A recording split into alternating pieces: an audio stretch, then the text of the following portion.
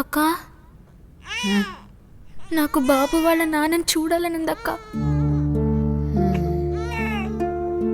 ఇప్పుడు ఎందుకు సార్ అవన్నీ అడుగుతున్నారు?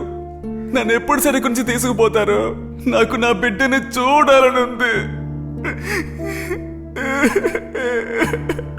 ఏడవకరా, ఏడవకంటున్నానా?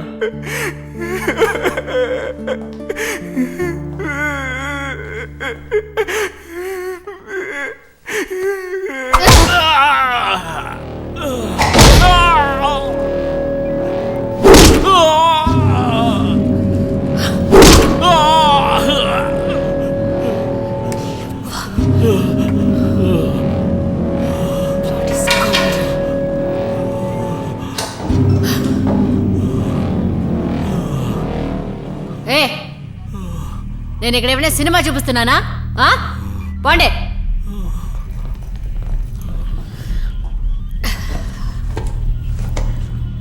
ముందు ఎంక్వైరీ చేసి ఆ తర్వాత కొట్టచ్చుగా. నేను కొట్టాకే ఎంక్వైరీ చేస్తాను. ఏయ్, గ్లూకోజ్ అన్న ఉంటాయివో. ఎందుకు ఇంత ఆవేశం, కోపం? ఇలా చూడు, నేను వయసులో ఉన్నప్పుడు నీలాగే ముందు వెనక ఆలోచించకుండా తొందరపడి యాక్షన్ తీసుకుని 7 సార్లు సస్పెండ్ అయ్యాను. ఇదిగో పోనీ ఈ నీళ్లను తాగు. ఇదిగో తాగు.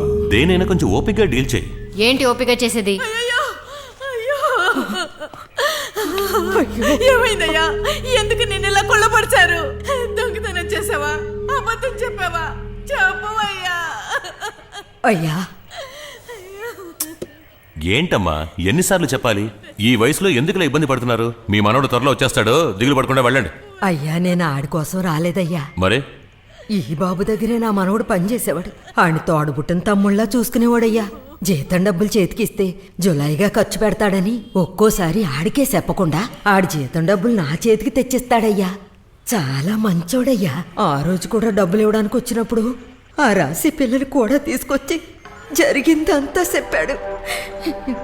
నేనే మనకెందుకయ్యా లేనిపోని గొడవలు, ఆ బొస్సపోని తెలియని పిల్లని వాళ్ళింట్లోనే వదిలేద్దామని మేమిద్దరం వెళ్ళి వాళ్ళ నాన్నకి అప్పగించేశాం.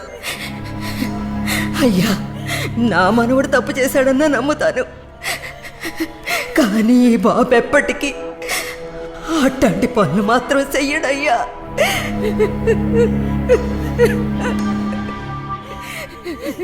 ఏం చేయమంటావు?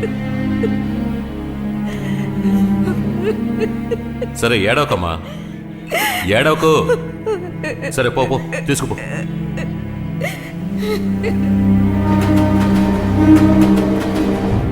ఇట్స్ ఓకే, అది మర్చిపో. నాకెందుకో మన వన్ సైడ్ రూట్ ఎంక్వైరీ చేస్తున్నట్టు అనిపిస్తుంది. చేతిలో వెన్నను పెట్టుకుని నెయ్యి కోసం తిరిగినట్టు. ఏంటి వెన్న, నెయ్యి, Dalda? Nonsense. Thank you, but నేను చెప్పే వెన్న ఆ పిల్ల. ముందు ఆ పిల్లని ఎలా ఎంక్వైరీ చేయాలో అలా చెయ్యి. దానికి తెలియకుండా ఏది జరుగుండదు. ఈ వాట్సాప్, ఫేస్బుక్, చాటింగ్ అని తిరిగే అమ్మాయిలు కూడా నమ్మచ్చు, కానీ ఇలాంటి చదువుకొని చుప్పరాతులు మాత్రం ఎప్పటికీ నమ్మకూడదు. ఎవరిని ఎలా తెప్పించుకోవాలో వాళ్ళకు బాగా తెలుసు. మేయడానికి ఒకడు, మేపడానికి ఒకడు.